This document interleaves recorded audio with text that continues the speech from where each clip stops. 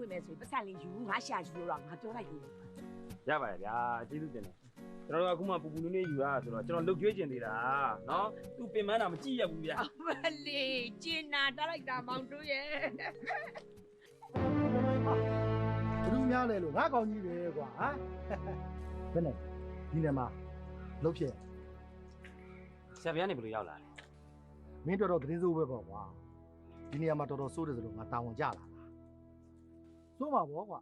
မင်းကဒီနေရာကိုရောက်နေတာဟုတ် ဒီအချိန်မှာဒီလိုစကားကြီးကျွန်တော်မပြောသင့်ဘူးကျွန်တော်အရင်လိုလူမဟုတ်တော့ဘူးဗျာကျွန်တော်ကောင်းကောင်းဝင်လှုပ်စားတယ်ဟိုကျွန်တော်ဆိုင်တော်ဖွင့်လာတယ် မတူဒီစကားတွေလည်းတေလီမှတ်တိုင်မှာမင်းငါ့ကိုပြောခဲ့တာပဲလေမင်းတို့လိုခိုးစိုးလူနိုင်တရားဘယ်နှခါများအချိုးပြောင်းသွားတာရှိလို့လဲဟမ်ငါမင်းတို့တခုတော့မှားထားလိုက်မယ်အခုဒီနေရာမှာမပေါ်သေးတဲ့အမှုတွေကိုငါကိုယ်တိုင်ဆက်လိုက်အေးအမှုစစ်ဆေးလိုက်လို့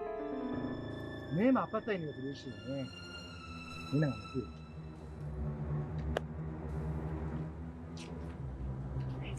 ရတယ်ထောက်လိုက်ပြီလို့ ရတယ်ရဲအဖိုးတဲ့ပစ္စည်းပါလို့ မင်းဘယ်လိုမျိုးပြောလိုက်တာလဲ အဲ့လိုပြောတာမဟုတ်ပါဘူးအမဆိုးရင်လို့သွားမယ်တော့ကျေးဇူးတင်တယ်သိလား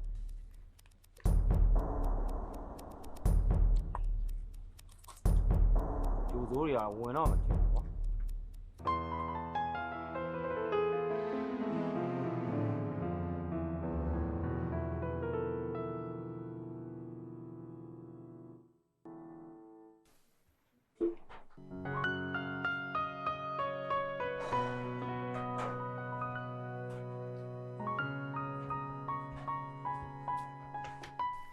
ကိုတို့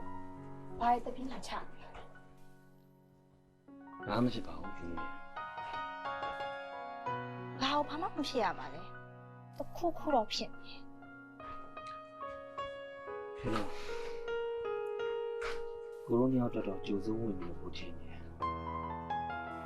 ဘာချိုးဆုံးလဲ ရန်ကုန်မှာတော့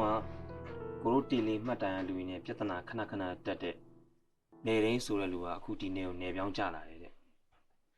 အဲ့ဒါကိုနဲ့လမ်းမှာထိတ်တိုက်ဆုံးတယ်ကွာ အော်ကိုရဲ့အဲ့ဒါဘာစိတ်ညစ်စရာရှိလို့လဲကိုတို့ကလေအရင်ကကိုတို့မှမဟုတ်တော့ပါ ကိုကအရင်တော့ငတိုးမဟုတ်တော့ဘူးဆိုပေမဲ့ तू ကအရင်တိုင်းပဲလေ तू ကြည့်ရဲ့အကြည့်တွေကကိုအခုဒီမယုံသင်္ကာနဲ့